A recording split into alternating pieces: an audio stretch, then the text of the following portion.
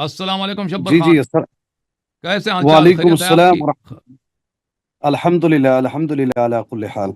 آپ ٹھیک اللہ ہیں؟ آپ کو سلام. اللہ کا احسان ہے. تھینک یو سر، بہت مہربانی آپ. بارک اللہ فیک.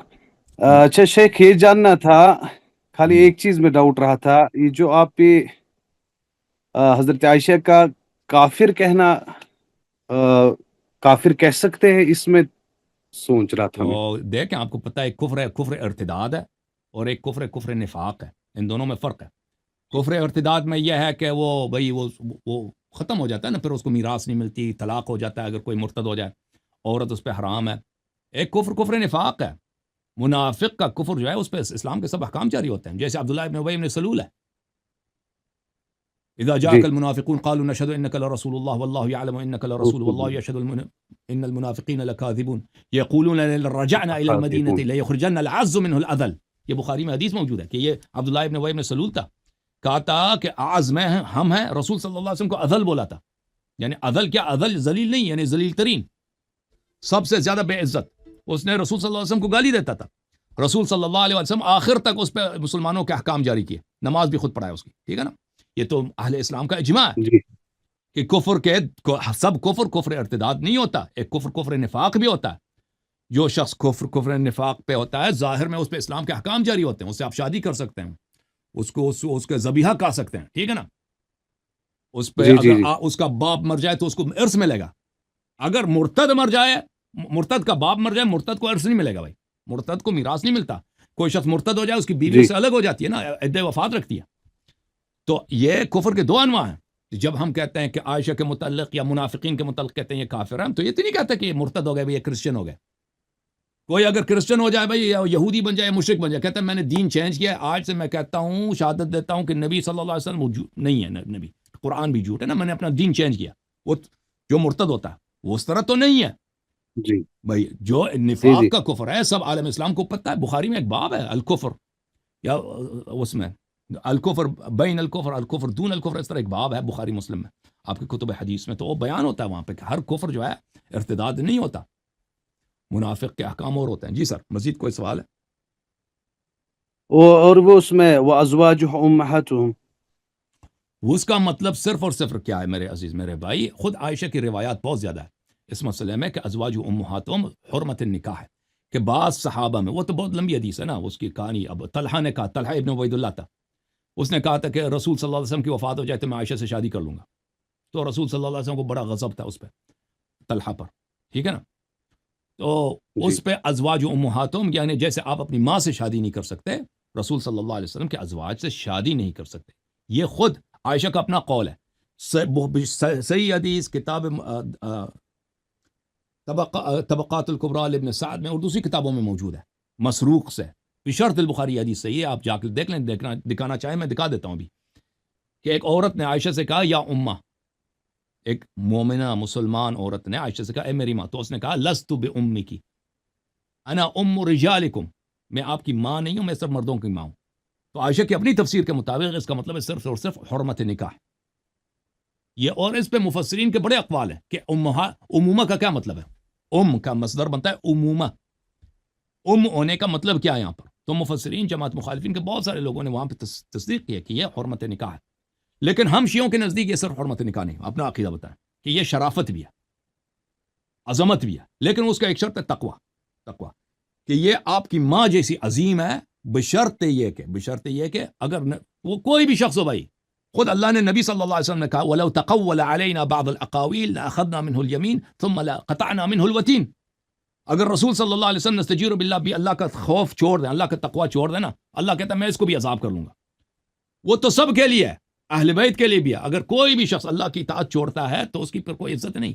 دیکھیں ازواج نبی صلی اللہ علیہ وسلم کی شرافت ہے، ان کی عظمت ہے. یہ ہر ایک کی بیوی تھوڑی ہے، نبی اللہ کی بیویاں، رسول اللہ صلی اللہ علیہ وسلم کی بیویاں.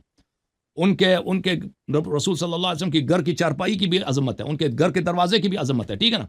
اب کوئی شخص اس کی بیوی بن جائے تو بڑی عظمت ہے، مگر اس کی جیسے قرآن نے فرمایا یا نساء النبی لستن کاحد من النساء ان اتقیتن. اے نبی صلی اللہ علیہ وسلم کے ازواج، آپ کی مثال جو ہے ازواج سے نہیں ملتی. دوسرے ہاں عفوا نساء النبی دنیا کی دوسرے عورتوں جیسے نہیں آپ ہاں آپ کا مقام بڑا ہاں شریف پورا ہے تو اس کے لیے ہاں بشرط یہ کہ تقوا اختیار کریں اگر کوئی نبی کی بیوی ہوتی ہے تقوا کا راستہ چھوڑ دیتی ہے غلط کام کرتی ہے تو پھر اس کا عذاب بھی زیادہ ہے نا پھر اس کا عذاب بھی زیادہ ہے جی ہاں یہ ہمارا عقیدہ اس کے متعلق جی سر مزید کوئی سوال اچھا آخری جی سوال شیخ یہ جنگ جمل کے بعد کوئی ایسی حدیث ہے جس میں توبہ حضرت عائشہ سے کوئی توبہ کوئی ثابت ہو حدیث نہیں ہے جی ہمارے شیخ مفید نے ایک کتاب لکھی الکافئہ فی ابطال توبۃ الخاطئہ کہ یہ ادعا کہ اس نے توبہ کیا کوئی اس کی توبہ نہیں ہے وہ آخرت تک وہ روتی تھی لیکن یہ توبہ نہیں ہے وہ اس مسئلے پہ روتی تھی کہ اس کی شکست ہو گئی ہے اس کا جو بہن ہے اسما اس کے شوہر قتل ہو گیا ٹھیک ہے نا اس کے چچا کا لڑکا تھا طلحہ قتل ہو گیا سارا لشکر اس کا تباہ ہو گیا یعنی سیاسی لحاظ سے اس کے بعد عائشہ کے جتنے سپورٹر تھے پھر ختم ہو گئے یہ لوگ پھر معاویہ کی حکومت آ گئی معاویہ کی حکومت میں ان کو حیثیت ہی نہیں تھی یعنی ابو بکر اور عمر کے چاہنے والے ان کی جو سیاسی پارٹی تھی بالکل ختم ہو گئے جنگ جمل میں ان کے سب سپورٹرز وہاں پہ قتل عام ہو گئے ہزاروں کی تعداد میں ان کے سپاہی مرے تھے کسی حدیث میں نہیں کہ اس نے توبہ کیا روتی تھی لیکن کس بات پہ روتی تھی اتنے بڑی اس کے خاندان کے لوگ مرے ہیں بھائی کسی حدیث میں نہیں کہ اس نے توبہ کیا اس نے توبہ کیا ٹھیک ہے نا توبہ ثابت کریں دیکھتے ہیں کس نے توبہ کیا انما التوبۃ علی اللہ للذین یعملون السوء بجہالۃ ثم یتوبون عن قریب توبہ تو اس کی ہوتی ہے کہ جہالت نادانی کی وجہ سے کوئی توبہ کرے نا جب اللہ نے آپ کو کہہ دیا وقرن فی بیوتکن ولا تبرجن تبرج الجاہلیۃ الاولی تو انما توبہ صرف اس کی ہوتی ہے للذین یعملون السوء بجہالۃ ثم جہالت کی وجہ سے نادانی کی وجہ سے کوئی غلط کام کرتے ہیں ثم یتوبون اور پھر فوراً توبہ کرتے ہیں اس کی توبہ ہوتی ہے ثم یتوبون عن قریب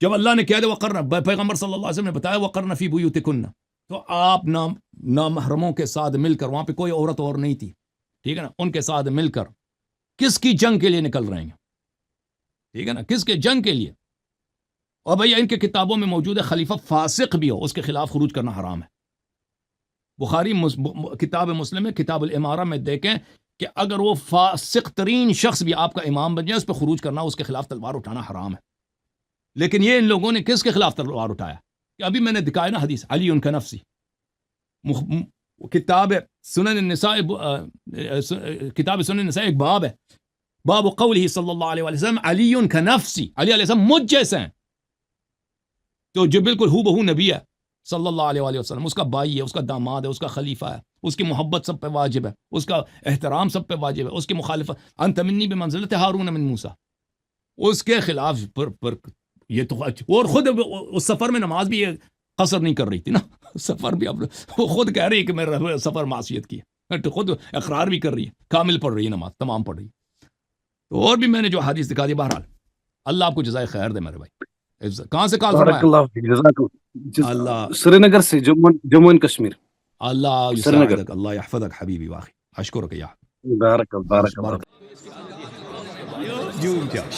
جوم جاؤ پرواز کرو کیوں فخر سے سر اٹھا کیونکہ اللہ تعالیٰ نے تمہیں انتخاب کیا صراط حق پر صرف تم ہو صراط ایمان پر صرف کیا کیونکہ اللہ تعالیٰ نے تمہیں انتخاب کیا صراط حق پر صرف تم ہو صراط ایمان پر صرف